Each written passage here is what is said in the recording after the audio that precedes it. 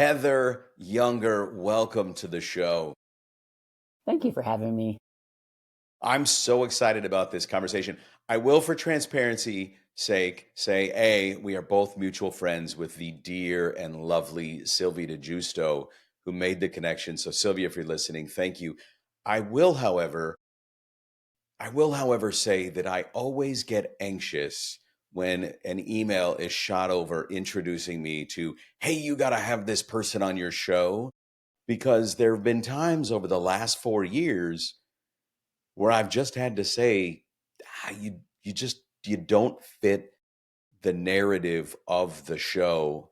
And you, on the other hand, fit the narrative of the show like a glove, which we will talk about. But as we jump in, I ask the same question every episode. We start with, what are you most grateful for today?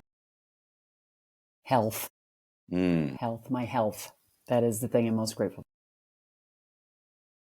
for. I'm fascinated with that answer because, as I mentioned to you in a pre-call a couple of weeks ago, I thought what I envisioned from people when I started this question, which is not what I wanted, was, I'm really grateful to be on your podcast. Now, nobody has said that, which makes me wonder. But so many people are grateful for their health, which makes me realize, A, it is something to be grateful for, but B, it's something that not everybody has. Yes, that's exactly. Or like I was saying, I'm a little under weather today with my I think my voice, I already have a deep voice, so it just makes me sound just, I guess more mysterious or something. But that underlying thing that's there, you realize like just those little small, but if it got bigger and bigger, like how it could really stop you from doing everything else or being available for your family or whatever it is. And so I think I realize it in those small moments. And then of course looking around the world and just going, oh gosh, we could never complain, could we? Yeah, no, I agree. Hey, real quick, and we'll jump right back in. I'm getting a weird scratch. I don't know if you've got long earrings or I don't know what it No is. Oh, maybe earrings, that's but it. maybe it's a. That was it. Was it this? I wonder. Oh, let's Nah, just see if maybe it's. Well, that'd be kind of. Is this video? Is this video too, or yeah, just audio? yeah, video. I don't Okay, use let me just much. see if I. Let me see if I can take this away from that. Maybe it'll. I don't Lean even in a know. little. Let's talk for a minute. Yeah. Okay. So see what you Yeah, it was the can. zipper. It was a zipper. Yeah. So that's why I Yeah. was like, let All me right. just unzip and get it away from there. Okay. All right, we'll keep going. Here we go. So you're not new to writing. I believe this is your fourth book, which comes out. The book actually comes out today. Your fourth book, right? Yes. Yes. The art of self-leadership. Discover the power within you and learn to lead yourself.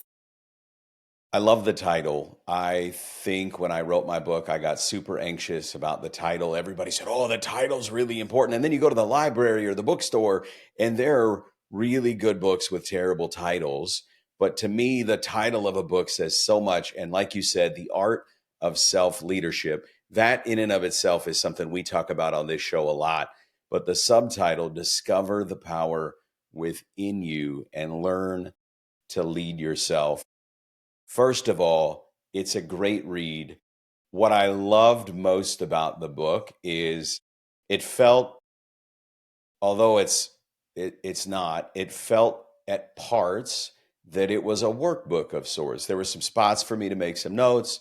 There were some spots where I was taking notes because there were things I realized I need to be doing differently or I could be doing better. And what I thought was so interesting about the book is this idea, and I've talked about it before, you can't really lead others until you first lead yourself. But help me understand, why this book? Why now? What prompted you to write the book? I think of this journey as one that's a culmination of just like my entire journey. But I remember in 2019, I did a TEDx talk. It's called the Transforming Adversity into Opportunity. And I did that. I did it not because I wanted to go start speaking about adversity and all of those things. I did it because I was looking around at the moment and I could sense all of this kind of victim thinking going on, of this blaming culture going on. And it just was driving me nuts. And I was like, okay, listen, people, like we all are going to hit a wall. We're all going to have these things.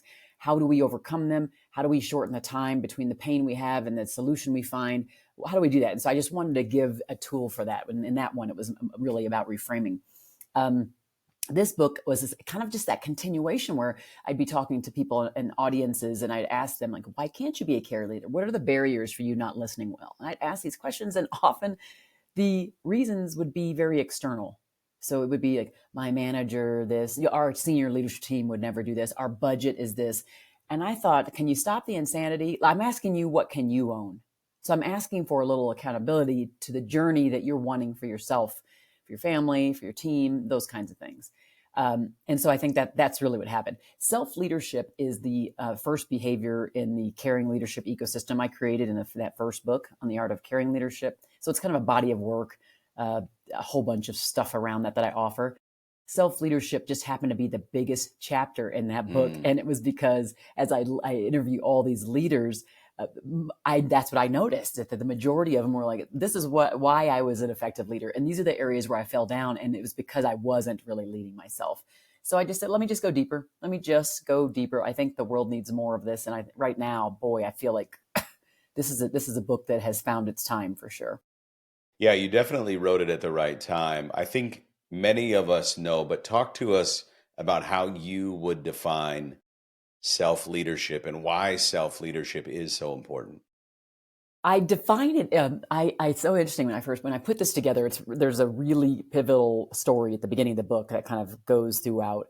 But this idea of unveiling our inner shine so that then we can shine outward. And I do think there are a few things embedded in this inward outward shine, and that is resilience, action, and self-awareness. And so the book is broken down into a few different parts that helps us cultivate some of those things that are required to arrive at self-leadership.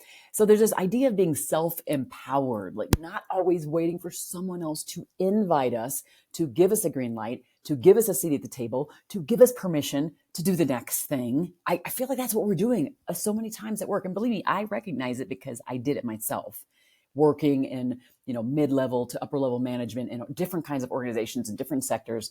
And it wasn't all the time, but when I got to the point where if I felt like I was hitting a wall or I was really frustrated, it was often because I was in a waiting pattern. I was in a holding pattern that I allowed someone to put me in.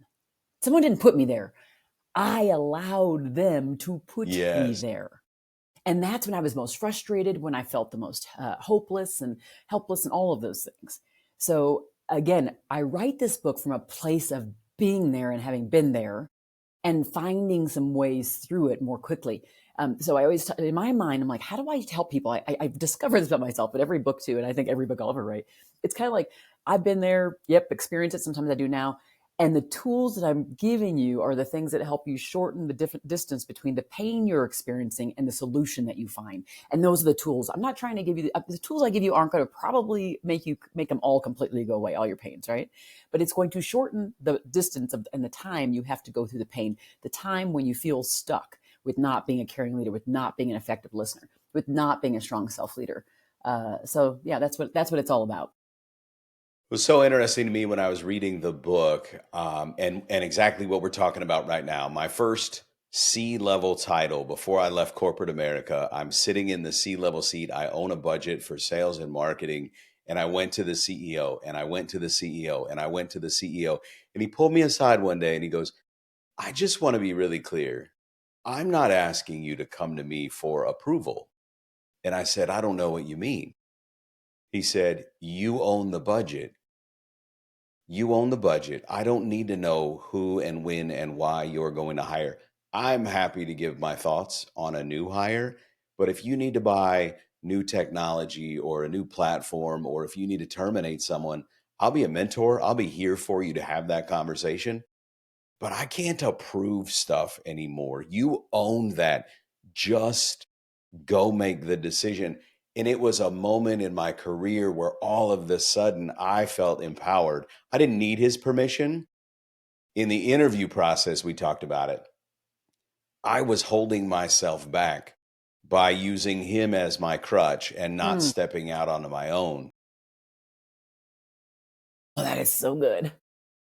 That is such a prime example. And we all are there. We all get there. We all get to that point. And I do know that when I think about the history of the employer-employee relationship, I do know that this is just an underlying current. It's embedded in the kind of Mm, historical framework, but it still exists today. There's so many of those people that have that top-down approach or the kind of command and control approach to leading people, and they do expect, that you come for permission. And what I say is, in those type of environments where that kind of permission seeking is expected as part of the culture. Well, you either, number one, you can either choose to not stay there, or yes. inside of it, you force the permission to take place. So instead of kind of going tick tock, why don't you go to the executive assistant, to the people that have to actually get on their calendar, and then force the decision to be made. This is where the self leadership is at. So I know that I need to get permission first. I know I need to come to you for you to sniff test it first. Instead of me waiting for you to put something on my calendar, I'm going to you to put something on your calendar. That is the difference between being a good self leader and not. So it doesn't mean that you can't be in an environment that doesn't have that kind of culture. It just, you can make the choice to get out of it. That's a self-leadership tactic. Or you can say, I'm going to stay in it, but I'm going to own that journey by being way more intentional in my actions to move myself off this stuck place that most of us stay in a lot. And there's so much wisdom in owning that journey. I gave a talk yesterday to an engineering firm, and one of the things they're going through a lot of organizational change right now. And as a silly example, I said, you guys are moving between now and the end of the quarter or the end of next quarter. Someone in this room is terrified that they're going to get rid of the 20-year-old office chair that they've been sitting in because they don't want a new chair. They like their chair. And we, as individual contributors, often forget that it's incumbent upon us. The CEO is buying everybody new chairs because it feels like the right thing to do. But unless we step in and say, hey, is there a way? And I had this conversation with the CEO after. He goes, the chair thing is real. And I don't care if the chairs match. And you want to keep your 20-year-old chair? It's going to save me $1,000. Keep it. And it's going to bring you joy. I remember many, many years ago, I was the VP of sales or director of sales or something. And we were a relatively small firm. HR and the president of the company were family. And every time I interviewed someone, I had to go to the president of the company and he would interview the people and we would make the decision together. But I always felt like it was his decision. And so at some point, and it was a mistake on my part, and I want your take on this. I went to HR. I interviewed the person. I had some other people interview the person. I felt confident it was the right person. I went to HR and I said, we'd like to extend an offer. And she said, have you run it by the president? I said, no, I'm making this decision. This guy's going to be on my team. She ended up going to the president, and the president and I had a tough conversation that I felt like, in hindsight now, I should have had before, which was, Sam, if you interview everybody and I get your approval, then the failure of an employee or the success of an employee doesn't necessarily fall on me.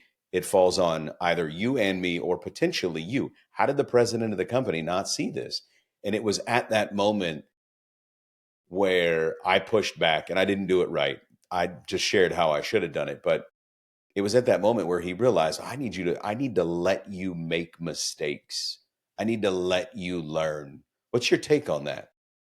Well, I mean, number one, I appreciate that he saw that, his way of leading was not the right way of leading. I think you being courageous is exactly the type of self leadership moves we have to do. This is kind of what I'm promoting. I do think that when we think of self leadership, I break it down to three parts, and social interaction and influence is a part of that. So understanding, kind of going back to self understanding in the first part, understanding our own limitations, the ones that are put on us by the organizations or by our family or by our community, those limitations that are there that people put on us that we choose to pick up and accept, or those that we put down and we don't need to accept, or those that we haven't clarified. So going back to this influence side, understanding, like getting clear expectations, understanding what it is they expect from you in the process, maybe upfront, or even checking in. Okay, FYI, I'm doing these interviews. How much do you need to actually be the last voice in this, or how much are you just trusting me to make the right decision? Yeah. And so we have to kind of level set these things pretty, like, let's say quarterly. It doesn't have to be every single day. But if you're going into a new project or going to a process and this is the way somebody has acted in the past, I would just go back and double check and confirm. FYI, this is happening. I'm probably going to make an offer. Do you need to hear? Do you need to be the last decider in this? And if they say no, okay, great. If they say yes, okay, now you know how to act. So it just kind of puts you in a better light. Number one, you look good. Your relationship stays solid with them. Also, then you do kind of know what the real limitations are versus the perceived limitations that, again, we often put on ourselves, right? So we've just sort of tackled this, but I wrote a quote down that I want to read, and if there's anything else you want to tack onto it before we move forward, you wrote in the book, "I get really riled up when I hear people placing blame on the world or on others for why we are where we are. I am further irritated when I see people waiting for someone else to give them permission, access, or the idea to take the next best step for their own benefit." Is there anything that you'd add to that we didn't already talk about? I don't think so. I think, I would venture to guess, knowing just, I only know a sliver of your journey, and you know a little bit mine because you read the book, so I could tell some of the things in there, but I don't go super deep in this one. I just kind of touch on them. Yeah. When I think about kind of the roughness, or some of the roughness of the waters early on in my life, there are so many times when we have opportunities. We can be presented with a set of circumstances, a set of real facts, real circumstances that are in front of us. And we can choose to see that as a thing that's going to keep us in one place, or we can choose to see that as a thing that propels us to a different place, like a place that's a more enlightened place, a place that serves us better. And so when I see the blaming and the stuckness, I also am sensing or feeling a disconnect between how much they own how they see the thing that's keeping them stuck. And I'm saying, let me just slap you a little bit, because sometimes like we slap our own selves, but sometimes we just need people to slap. I'm that person who's like, slap, slap, slap. Okay, stop, calm. Yep. The thing that's there is there, by the way. The thing that was there, by the way. And what are you going to do about it? And I think that's the invitation, is to be thinking differently about how we play a role in the journey that we have, and that we have more control, more power than we think over our own journeys. We give so much of our power away to other Yes. people around us. And I'm inviting people to discover that power, to take back that power that it's already there, right? They just need to discover it. All right. So if I'm super transparent, which I generally am, there was a part of your book I didn't love, but it wasn't because of what was in the book. It was because it's an area of leadership that I'm not great at. It's something that I recognize, it's something that I feel like my wife recognizes, and it's self-care. It's an area that I really struggle for a variety of different reasons. And I felt like in reading that book, I felt like there was a bit of my wife saying, "I told you so. You need to go do these things to care for you." But talk to us on a practical level what self care is, because you defined it a few different ways in your book, and why it's so important to leadership in general. There is, I don't remember if I put this in the book. This is terrible. When you keep writing books back to back, it's hard to know this. But someone, and actually it was a gentleman, this has probably been about 5 years ago, shared a metaphor with me that spins off of that metaphor of the cup, like giving from an empty cup. And it's this idea of a teacup and a saucer. And what we're supposed to do as leaders of families, leaders in the community, leaders at work, is to pour into the cup and let it overflow into the saucer. And what we are supposed to do is we are supposed to give from the overflow. Okay. The overflow of what we're able to give, our capabilities based upon just where we're at in our current state. But what we do is we tend to give from within the cup, and we keep doing it, and then it's dry. And so then what do we do as leaders? We actually go down a journey of giving from dryness. And then we complain about the people not following us, the people people not coming aboard with maybe ideas, or buying into some things. And that is because who in the heck wants to be around, wants to follow, wants to be led by people giving from their dryness every day? That metaphor is the most powerful thing I can think of, that invites me into a place that says, care for yourself, Heather. Take the time. It is not selfish. It's not selfish to do it. It's actually selfless. It's an act of care and love for you and for others to do that, to be that person. So some of the things I talk about in there are it could be, and I want to define this so it's like the mental, the physical, the financial type of care that we talk about. But I want to be more vague. I'm going to give some specifics, but be vague because I feel like people define it differently. Like I know there are people who love to garden, and when they put their hands in the soil, when they smell that dirt and they smell the plants, like it opens up like something Yeah. in their heads and their bodies that allows them to release things that are happening, and it's like a whole new world for them. Some people like to, I've been doing this improv thing, and I come to realize I actually love it. I love letting go of control, doing these really spontaneous things, knowing that I'm not being judged. It feels good. I love going for a massage. I like going for a walk. I like going to the gym. I love drinking a lot of water. There are things I do to care for myself mentally, physically, to just get myself in a great place, and doing the same thing from the financial side, right? So all of those things become for us like an armor, like if we think of a Mm. superhero, it's like the thing we put around us that lets everything else kind of knock off of us. Anything that's bad cannot penetrate. And so it just allows us to be stronger. And then when stuff's hitting us, which it will, it's going to, Mm. just keep looking forward to it because it's going to be hitting you. Think of that, all of the things you do for you as the armor that protects you against the stuff that's going to keep hitting you all day, every day. It's just what it does as a human on the planet. And if you're a leader, and the more senior you are, whether in your family or in the community or at work, more and more things hit you. They're actually bigger things in most cases, right? So how do you create the armor? And self-care allows for that to happen. So I recall when I wrote my first book, and I wish I remembered who it was, but I was going through the journey. I was having some beta readers read it and give me feedback. And I came to the realization through the help of a friend of mine that much of the book I was writing was for myself as much as it was for others.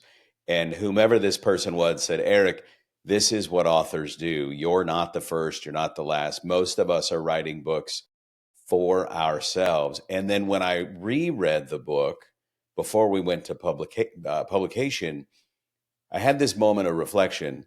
My book is filled with some pretty dang good ideas, like just some practical tips of things that people could or should be doing. And I was not doing many of them. I'll just leave it at that. And it was a call forward to me. If I'm going to get on stage and I'm going to tell people these are things that we could or should be doing, put your phone down, be present to your family, put your phone down, be present to the person on Zoom. And I'm not doing that. Well, then why put the book out? And Mm. it's stuff that I had previously worked on, but now it was time to come at it from a different level of intention. If there's one practical piece of advice that you offer in your book that is the hardest for you to implement, what would that be? I would probably, I probably would say some of the consistency elements of self-care. Probably even, I would say, maybe not as much now, but definitely in the workplace. There's a place where I talk about using your voice to be seen. And I would say in the workplace, that was probably the one that I'd like kick myself more for, which was like, for example, what were the guardrails or the expectations I had for how people would treat me and how much I allowed certain types of treatment, let's say. So that's speaking up and using the voice and setting expectations for what those limits were in the relationships at work were the areas I maybe have fallen the most short and where I would like maybe have held the most regret. So what do I mean by that? I can give you an example. There was a time where I was at this place and I was doing a job. So I was doing the work I'm doing now as a side hustle, and I was working there, and there was like a change in leadership. So I had this particular place in 2 years. There were two reorgs and like two manager changes. It was a crazy, crazy time. And that amount of change in that short period of time was very stressful. And I had one situation where they had a new manager that came in, and then that person brought in someone she knew that was kind of like a consultant, but that was like really in my space. So I could see the Mm. writing on the wall. Something was just going strange in that. And I would just remember how she would talk to me in the different meetings, and I would walk away from them being like, "This person is a jerk. She's an idiot. Like, she doesn't know. Like, how would you talk to a person that way? And does she not know that I know what is happening here?"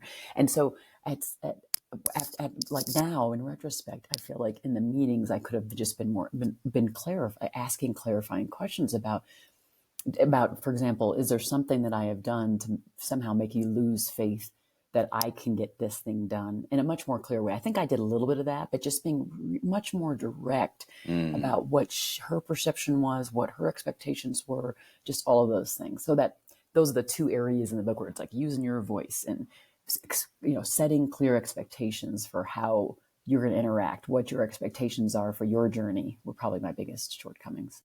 I love it. Talk to us. You mention in the book the importance of understanding fear. Where does fear fit into self-leadership? Yeah. I mean, if I'm talking about this idea of speaking up, for example, and we have a fear of speaking up, and then we don't speak up when it really matters, then things happen to us and we're like victims to them. They happen to us and we didn't see them coming, and then we feel powerless to do anything about it. And so the fear of speaking up, the fear of feedback, there's a lot of different fears that enter into why we take an action or not.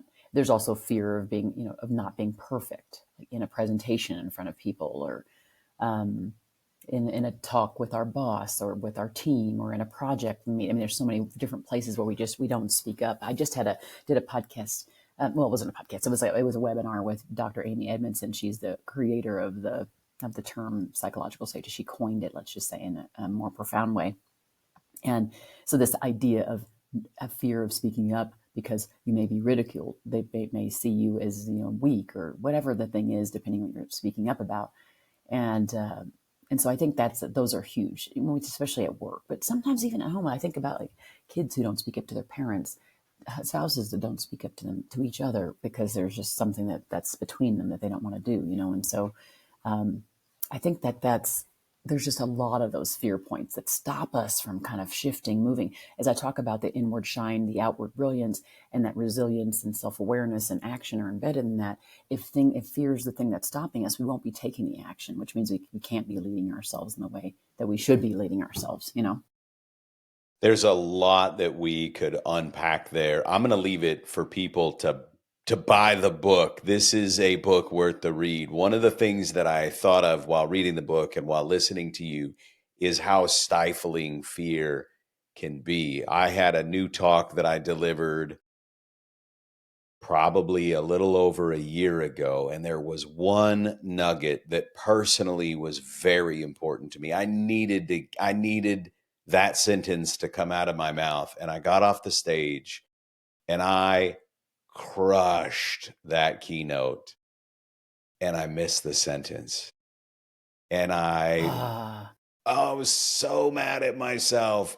And what I realized, I was so grateful in hindsight to miss it, because the feedback that I got on the talk itself, the talks that I got from that talk, and other things that came from it helped me realize that my desire for perfectionism, my desire to feel like, oh, Heather's not going to get the message unless I say that one thing, isn't always the case. Now, I've not missed it since, for what it's worth, because I believe that it's an important element of the talk. But the idea that it was stifling. I was so afraid of missing that getting back on stage to deliver that talk a second, a third, a fourth time was stifling at times. yeah, I've been there. Oh gosh, so many times where I'm like, I forgot this thing, I forgot that thing, and why? How did I forget that thing? I think one of the things, if we're thinking it from speaking or presenting, let's just say even at a meeting or talking to your boss, oftentimes the thing that comes out of you is what the person on the other end needs. And as we are, I like think of myself as like the vessel for the message, and so and I Mm, try to be the embodiment of the message as much as I can. It's a big goal of mine from a congruency perspective, is to realize that the message that you're delivering is meant for the other, and that you're there to serve the other and not you.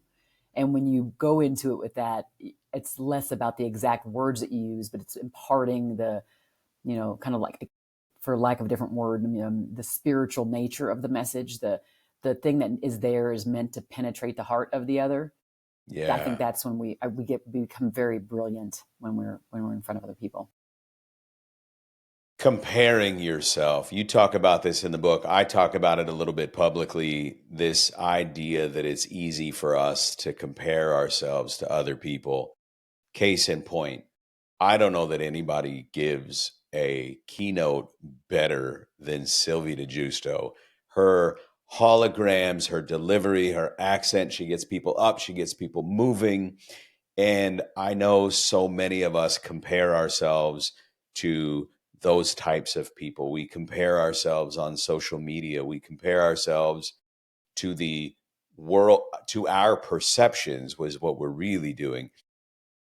But why is that not a good idea? We probably know some of the answers, but help walk us Yeah. through that a little. Well, I mean, again, when I'm talking about discover the power within you and learn to lead yourself, if you're looking at everybody else's power, you're never going to discover your own. So you Yes. lose sight of the brilliance you already have. And again, I can say that because listen, I got a JD, I got a CSP, I got like 2 TEDx's, and guess what? I feel like a failure lots. I do the comparison thing lots. I do the imposter syndrome lots. So it's like all the things that I could have. So I say that because I wrote it when you talked about earlier. It's like when you write the book for yourself. And as I'm writing the words, I'm like, yes, you got this, you got this, you got this. It just continues to affirm the thing you know to be true, which is that there's so much brilliance in you. And there are these like little points of differences that make you, you.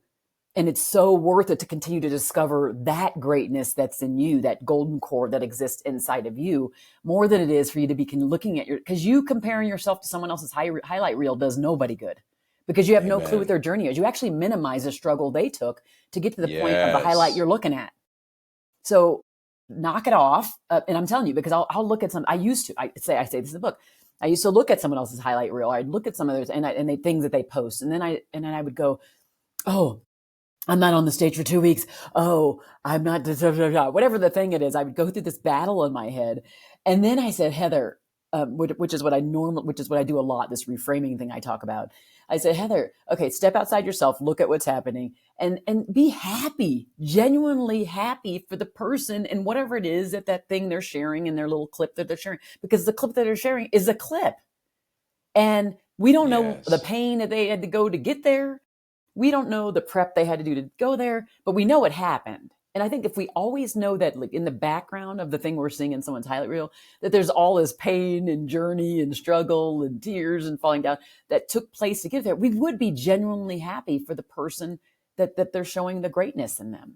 They discovered some power in themselves, and we shouldn't envy it. We should just strive to do that for ourselves. How do we continue to discover that power? Because it is there. It is there. That right there, if that was the entire message on the entire show, that was enough. I took this trip. My son and I, actually, my kids don't know this. My son is flying home tonight to surprise them. Oh, But my 18-year-old son, his senior class trip, it was Europe for 10 days. He and I stayed for 10 days. My wife suggested it. I thought it was a brilliant idea for a variety of different reasons.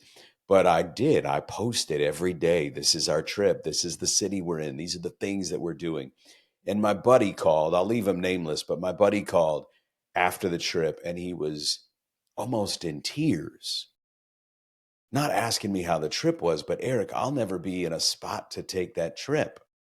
And I said, I can't begin to tell you the sacrifices that we made. He said, what do you mean? I said, I had a contract that was 85% of my income that was set to renew 3 weeks before that big trip. Now everything was paid for, but they canceled the renewal, for lack of a better term. They opted for financial reasons not to move forward. It was crushing. I had a friend that pushed me to go, and it was the best decision I've maybe ever made. But the sacrifice of all of the sacrifices, credit cards not working for 3 weeks, all of the things. And it was exactly what you said. If you knew, and I couldn't put it in better words than you just did, if you knew the sacrifice to make that highlight reel, it's to your point. Heather didn't just wake up one day and decide to get on stage and write 4 books. You probably put, if you're anything like me, you put really bad work in front of people saying, "Hey, here's my book." And they were like, "Okay, that's probably not a book, but it's a good start." Um, as we start to wrap up, keying in on your strengths, you talk about DISC assessment, Myers-Briggs, Strength Finders, and some of these others. I think we've addressed it a little bit, but why is it so important for us to key in on our strengths relative to how we lead ourselves and how we lead others? Again, going back, I'm going to go back to that definition of the inward shine to the outward brilliance, right? If we don't even know who we are and don't know what Yes. our strengths are, how can we show those some more? And by the way, it takes a long time to understand those strengths, the real true strengths, the real true brilliance, the real true giftedness, because, I took different assessments and they would say, well, you're this and this is what you do and you're that. And okay. So that helps me understand how I interact with people in the world and kind of how I can make that, I guess, more profound, let's say. Yeah. But what I wouldn't always really, really know, and when you're a speaker, when you're like in the public space, it becomes something that I think it hits you in your face in a different way. And so I would say now that I've been more full time with speaking in the last 3 to 4 years, it has hit me in the head because you look at the feedback that you get maybe from surveys or what people say to you through social media, or what people say to you after the events, or what friends say to you, or what people say to you on podcasts. There's all these things that happen because you're in public space. You're constantly talking about your work, constantly talking about you. And if people are courageous enough to help you pinpoint, because this is what happened with me. I was on a podcast with one of my best friends. I've known her for 10 years. And she was interviewing me for, I can't remember exactly what it was for. It may have been for my book. And she said, you know what I just discovered? And I was like, what? And I kind of had known this, but it was for her to say it the way she said it. I was like, you know what? You're dang right. She said, I just realized you have the ability, like no one I've ever seen, to hold the space of like strength. So like to have like a clear, true, like empowered strength to you. And at the same time, have like this real down to earth, compassionate, empathetic way of being present and showing people a path forward with strategies. Like I've never really seen people have both, to have that soft and the hard shell, kind of like both of them all at the same time. And so when she said that, I was like, dang, that's right. And then more and more I've been doing this, the more and more I'm like, she is so right. And I don't even know how, I don't know how to do it. I couldn't teach it. I think it's just how I was born. That was the brilliance. That was my strength. I discovered it wasn't something taught, but I have to tell you this, there's another aha that it is in the book, but should be in your life if you start to see it. It is that the thing that was that rough road, the rough waters that I spoke about earlier, were the things that formed me into the person that gave me the giftedness to sit in the space I am today. So that what that says to me is that I need to look at those rough patches as more than opportunities. Like I need to look at them as godsends. Like, so in the moment, it's like, oh, this hurts so bad. But like, really, I want to say to kind of challenge you to say, this hurts so bad. And I know this is polishing me up more. I know this is making me more brilliant to the people that are outside of me. And it's become more and more apparent to me now that I'm in my, early 50s. 35, you said? Yeah, exactly. So, as we start to wrap up the show, I end the show with the same question every week. You have done a lot of podcasts. In fact, you were on a mutual friend's show, it sounds like earlier this week. You've done a lot of interviews. You answer a lot of the same questions over and over again. What's one question you wish people would ask you, but they don't? Maybe this. Did you have any doubts about writing this book before you wrote it? Ooh. No one's ever asked me that. And how would you answer that? I would say I had doubts about maybe the organization or maybe what I should put in it, which story should go in it, maybe that kind of thing. Because the world was speaking to me in such a profound way through all the audiences, the focus groups, surveys, all the things, right? The audiences, the leader interviews in my podcast. I felt like this was in me, like it was actually bursting out of me. And so I didn't doubt it in that regard. I was just figuring out what should go in it, what stories should be told, and to what extent they should be told. For example, like one story I talk about in there is the drug addiction. I'm the only child, and there was drug addiction in my home. I don't go super deep into it because it's not quite a memoir, but it was Yeah. something that needed to go in there because it's just another layer that most people don't know about me. Again, so that, like I just said, the rough patches are the things that formed me. So I'm able to be empathetic and compassionate because of the rough patches, and I'm also able to be strong and strategic and a giver and present and all those things because of the patches. That's a great way to end the show. I cannot thank you enough. Before we close, your book, The Art of Self Leadership, Discover the Power Within and Learn to Lead Yourself. It comes out today. Where can people find you? Where can people find your work? And where can people buy the book? If you just go to heatheryounger.com, it's probably the easiest way to find all the things. And then the book is everywhere. I mean, I'm Amazon, you can go there, but any place you want to buy the book, it should be available. Audiobook will be coming out end of February, so you hear my voice of reading the book because I read all my own books. And then just connect with me on LinkedIn. I love it. Heather, it was an absolute pleasure. Thank you so much for coming on the show. Thanks for having me. Great questions. Great interviewer. Thank you.